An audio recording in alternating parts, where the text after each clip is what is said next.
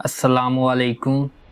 अल्लाह ताला के फ़ज़ल व करम और शुक्र के साथ आज की वीडियो का करते हैं आगाज़। सबसे पहले आप हमारा channel history with Adnan subscribe कर लें। यहाँ पर आपको हिस्ट्री के मुतल्लक़ वीडियोस मिलती रहेंगी।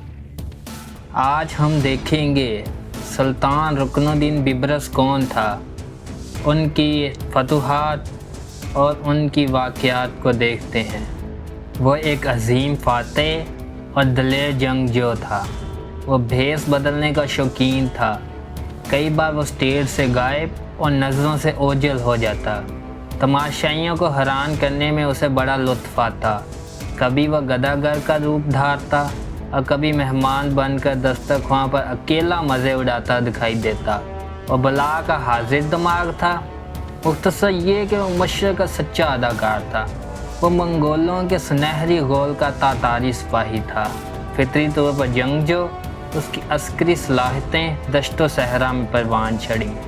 उसका बचपन बड़ा अजीब था। जब मंगोलों ने एक जगह हमला करके और बच्चों के साथ उसे भी गुलाम बनाकर बाज़ार में बेचने के लिए पेश किया, रुकनुद्दीन बिब्रस की एक आंख खराब थी, इसलिए बाज़ार में उसे कोई ख़रीदने के लिए तैयार नहीं था। बल आकर एक ताजर ने मामूली सी कीमत पर उसे ख़रीद लिया और अपनी बीवी के हवाले कर दिया। इस ताजर की बीवी उससे घर के काम कर लेती और बहुत पिटाई भी करती थी। इसी तरह एक दिन वो उसकी पिटाई कर रही थी कि उस औरत की बहन फ़ातिमा आ गई और कहने लगी, इस बेचारे बच्चे को क्यों मारती हो? इसे अगर नहीं संभाल सकती तो मुझे दे दो। इस तरह रुकनुद्दीन एक औरत से दूसरी बे औलाद औरत फ़ातिमा के हाथ लग गया।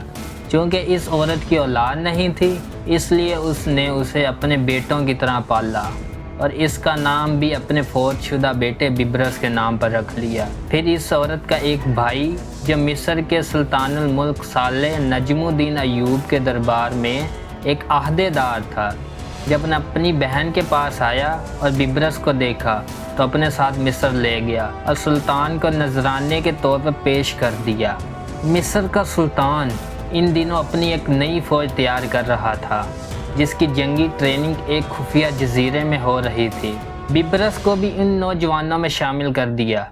इस फ़ौज की ट्रेनिंग बहुत सख्त थी, जिसमें तीर कमान, नेज़ाबाजी और तलवारबाजी के हर किस्म के तरीके सिखाए जाते थे। इस ट्रेनिंग का अंदाज़ा इस बात से लगाएं कि मिट्टी के पुतले बनाकर नौजवानों को ये भी ट्रेनिंग दी जाती थी कि किसी को कत्ल करना हो तो किस तरह वार करना है, अगर किसी को सिर्फ अगर ज़ख्मी करना है तो किस तरह वार करना है। यहाँ तक कि आखिर में नौजवानों के सामने कागज़ के सफ़ात तय करके रखे जाते और कहा जाता कि इन पर तलवार का ऐसा वार करो कि सिर्फ 10 सफ़ात कट सकें, 11वां सफ़ा ना कटे।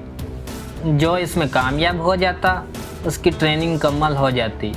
इसी तरह 1 किलो की कमान से ट्रेनिंग शुरू होती और 30 किलो की कमान पकड़ने तक की ट्रेनिंग दी जाती।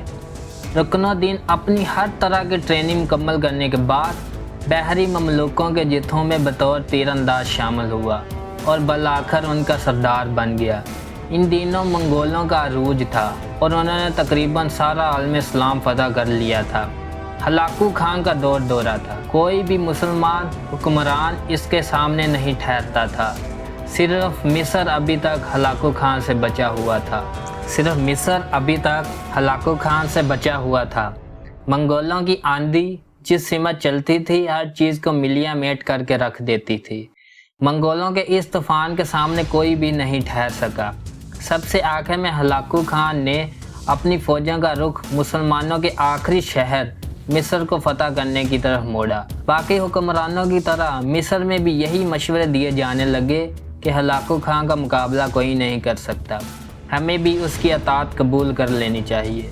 लेकिन सिपह सलार रुकनुद्दीन ने मंगोलों का मुकाबला करने की ठान ली और फिर ऐन जलवत की जंग में पहली मरतबा हलाकू खान की फ़ौजों को मुसलमानों के हाथों ऐसी शिकस्त हुई कि हलाकू खान को हिम्मत ही ना हो सकी कि वो खुद आकर रुकनुद्दीन का मुकाबला करे। इसके बाद रुकनुद्दीन बिब्रस वहाँ भी नहीं रुका, बल्कि मंगोलों का पीछा करना शुरू कर दिया और उसके साथ उसने एक और बहुत ही ज़बरदस्त काम ये किया کہ جن جن مسلمان حکمرانوں یا سپہ سالاروں نے منگولوں کا ساتھ دیا تھا ان کو بھی ختم کرنا شروع کر دیا، چنانچہ بے شمار غداروں کا صفایا کیا۔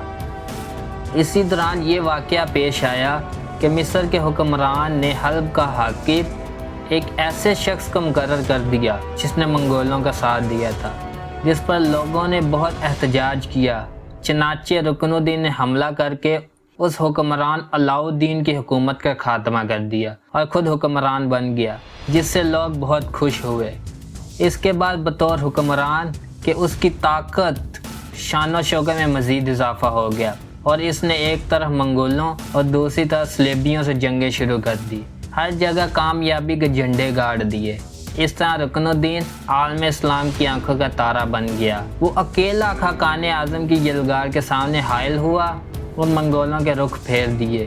اس کے جوابی حملے نے سینٹ لوئس کا دل اور فرانسیسی بہادروں کی کمر توڑ دی تھی۔ وہ صرف فاتح سلطان ہی نہیں تھا بلکہ امیر المومنین بھی، الف لیلہ کا نیک سیرت خلیفہ، وہ بڑا موجی بندہ تھا، بلا کا خوش طبع انسان بھی تھا۔ بیبرس کو روپ بدلنے کا بڑا شوق تھا۔ وہ بھیس بدل کے اپنے ساتھیوں کے ساتھ حماموں پر دھاوا بولتا۔ وہ گھوڑے پر سوار ہو کر اکیلا نکل جاتا تو دوسرے دن فلسطین میں نمودار ہوتا اور چوتھے دن صحرائے عرب میں وہ تاتاریوں کی طرح بڑا حوصلہ مند تھا۔ ایک دن میں میلوں کی مسافت طے کر لیتا۔ لوگ سمجھتے کہ وہ نیل پر داد عیش دے رہا ہوگا، لیکن وہ حلب کے قلعے کے تہرے دروازوں میں داخل ہوتا تھا۔ اس کے مشیروں کو اور وزیروں کو بھی اس کے عزائم کا علم نہ ہوتا۔ ہر شخص کو یہی خیال رہتا ممکن ہے سلطان اس کے قریب بیٹھا اس کی باتیں سن رہا ہو۔ جامع مسجد کے قاضی کے دوش بدوش بیٹھا جھوم جھوم کر تلاوت کرنے والا در حقیقت سلطان ہو۔ لوگ اس کے کارنامے سن کر خوش ہوتے لیکن اس کے تقرب سے گھبراتے۔ اس کی آمد سے دلوں پر ہیبت طاری ہو جاتی۔ وہ جہاں دیدہ اور جہاں گرد انسان تھا۔ اگر کہا جائے اس زمانے کا سب سے بڑا سیاستدان تھا تو مبالغہ نہ ہوگا۔ لوگ سلطان کی غیر موجودگی سے پریشان ہو رہے ہوتے تو وہ اچانک واپس آتا، گھوڑے سے اترتا اور سیدھا دیوان وزارت میں گھس جاتا۔ یہ داستان مشہور ہے۔ وہ بھیس بدل کے ایشیائی کوچے کے دورہ افتادہ علاقے میں پہنچ گیا۔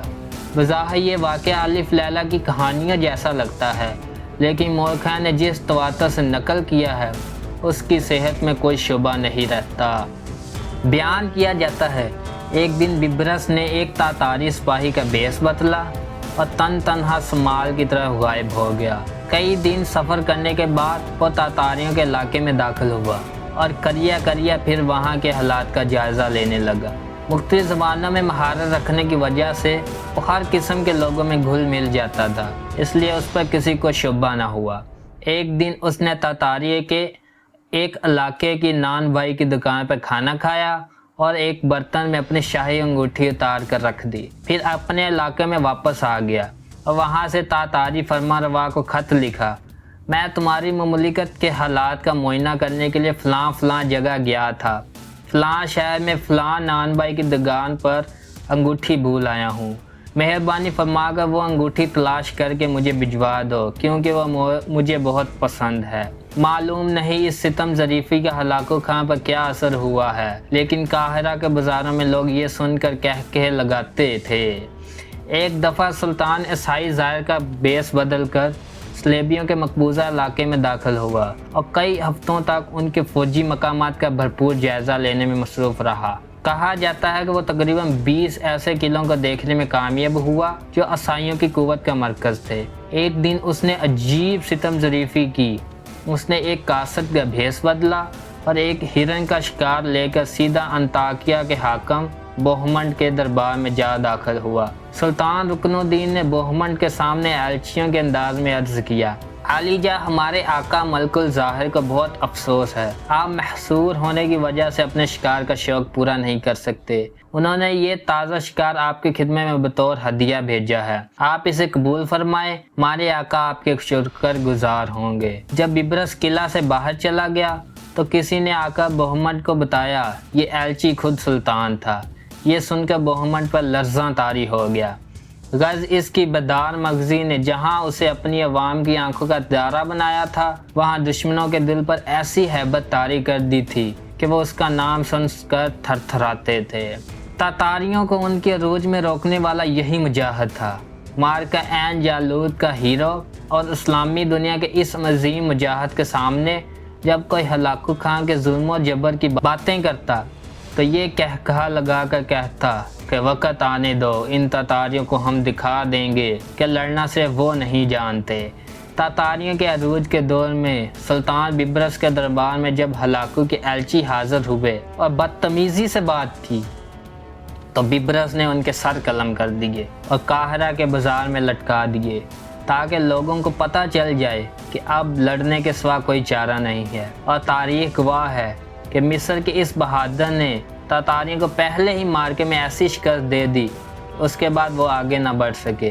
ये मिस्र का पहला हुक्मरान था जिसने हलाकू खां के जर्नैल कतबूगा को शिकस्त देकर उसका सर मिस्र के दाखिली दरवाजे पर लटका दिया। अगर आपको हमारी वीडियो पसंद आई है तो इसको लाइक, शेयर, सब्सक्राइब करें। आज की वीडियो का यही इख्तिताम करते हैं। अल्लाह हाफिज़।